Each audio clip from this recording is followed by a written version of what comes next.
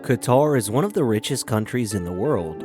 That's right, according to International Monetary Fund, the country has a gross domestic product, or GDP, of $166 billion, and ranks in the 54th position list of the richest countries in the world. But what stands out is the fact that Qatar ranks the 10th position when we consider the list of countries' per capita income. Citizens of this small country enjoy a per capita income of around $60,000 a year. The citizens of Qatar are almost 2 times richer than the inhabitants of Spain and Portugal, 4 times than those from Chile, and 8.5 times more than those from Brazil. But why and what made this country, with a population around of just 2.8 million persons, so rich and in just under 50 years? Let's find out in this video. But before that, make sure to subscribe to this new channel to see more videos that will cover, analyze, and reveal economic aspects behind countries' success and failures, and other economic interesting facts around the world.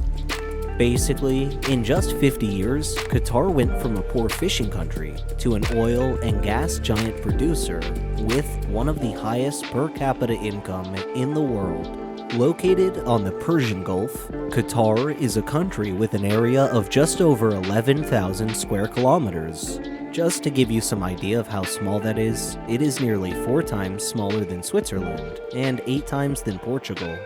The Qatar Peninsula shares a border with eastern Saudi Arabia, where the peninsula connects to the mainland and is north and west of the United Arab Emirates. In addition, the Persian Gulf surrounds Qatar in the north and east, and the Dawat Salwa Bay surrounds the country along the western coast.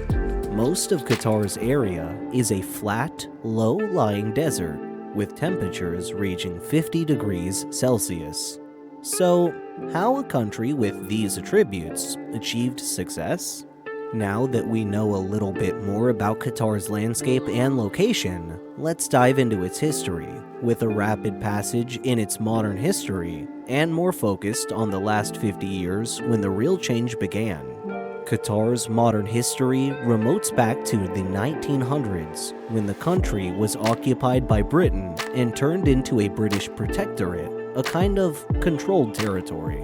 Back in the 1900s, Qatar's economy was based practically on fishing and pearl extraction. What was evident was that it was not sufficient enough to support the country development.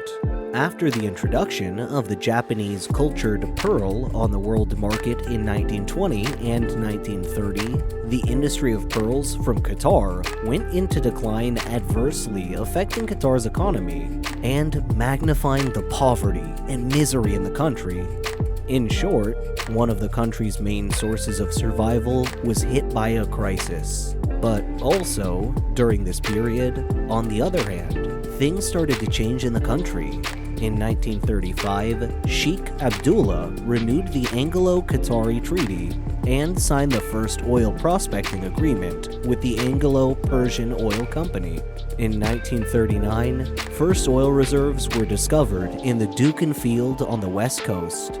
This discovery was responsible for starting to pave the way for the country's future success. But success was not imminent. Soon after, the country faced several difficulties as the shutdown of oil exploration activity during World War II in 1940 and 1945.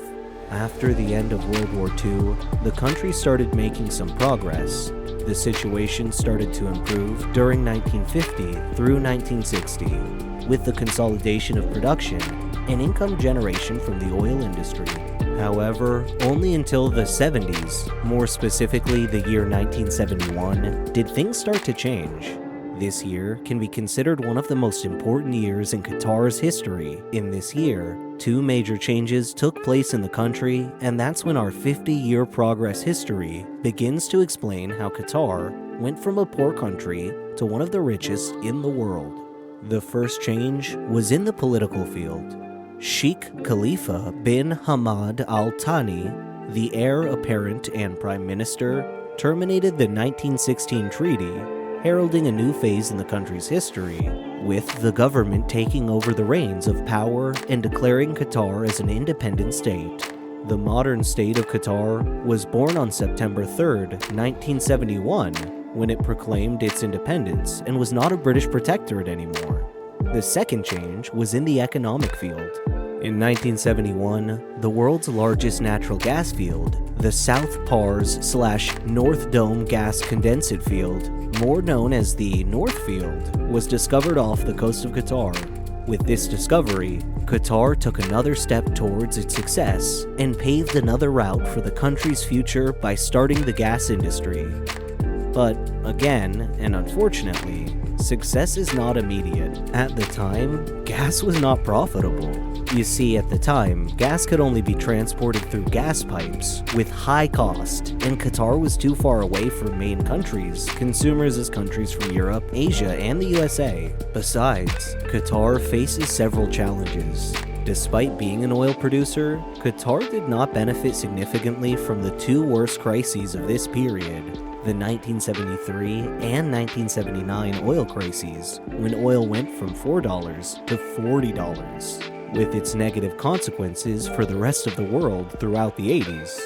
Practically until the 1990s, Qatar still had not managed to develop its economy. Only in 1995, Qatar entered a new era in its history, and that was when everything definitely changed in the country. In this year, Sheikh Hamad bin Khalifa Al Thani took power and became the new emir of the country. In other words, the maximum leader. The curious fact about this episode is that Al Thani gave a coup d'etat on his father, who traveled to Switzerland. A coup d'etat, or just coup, is a French expression for blow of state, which is the removal and seizure of a government and its powers. After ousting his father, Al Thani said in a brief televised address, "I am not happy with what has happened, but it had to be done and I had to do it." The new ruler changed the country with a very clear idea.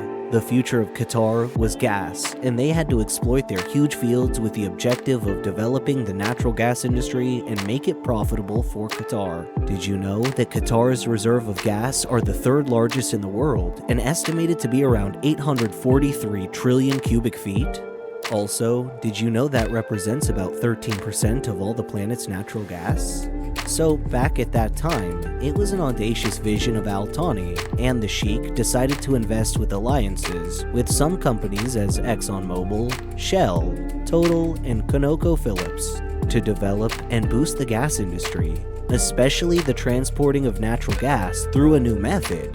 The method was through liquefaction.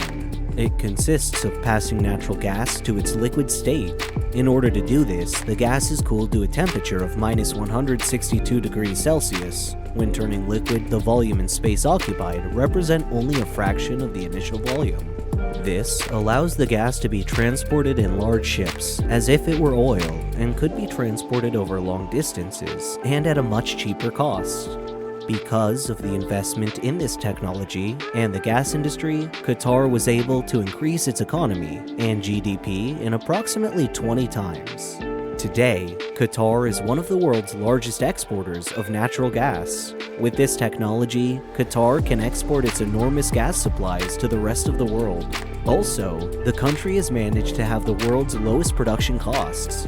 According to a research fellow at the Oxford Institute of Energy Studies, nobody can compete with Qatar's costs. They can do whatever they like, and everybody will have to respond the way they can. And this is the big secret of this small and wealthy country. But this is only part of the history. A country can't only exploit its natural resources, but it also has to use the money generated by them correctly and wisely. Otherwise, it could end up like Venezuela, which is the country with the largest oil reserves in the world, but one of the poorest countries, being ranked 152nd behind Haiti and Zimbabwe when considering per capita income. So besides this massive oil and gas industry, Qatar made huge progress in other fields to maintain its long-term success, especially through education and diversification of investments. In Al Thani's words, "I really don't want you to think of Qatar as a hydrocarbon country alone. We know that hydrocarbons will come and go, but education will stay. It is the most important thing for us. With that in mind, and due to billions of dollars in surpluses from the oil and gas industry, in the year 2005, Qatar established the Qatar Investment Authority, the country's sovereign wealth fund, which is a huge fund to invest and recycle oil and gas money into other income streams, investing both internally and externally. According to the Sovereign Wealth Fund Institute, in 2021, the Qatar Investment Authority manages about $300 billion of assets and ranks as the world's 11th largest wealth fund.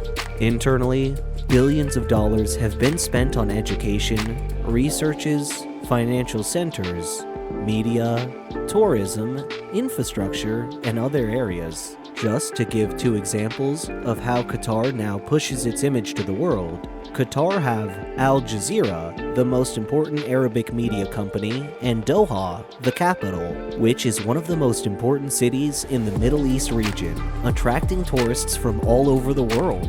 Externally, the Qatar's government has directed investments into the United States, Europe, Africa, and Asia. Some of the most famous investments made by the funds are in Barclays, Credit Suisse, Dutch banks, Porsche, Volkswagen, and Paris Saint-Germain.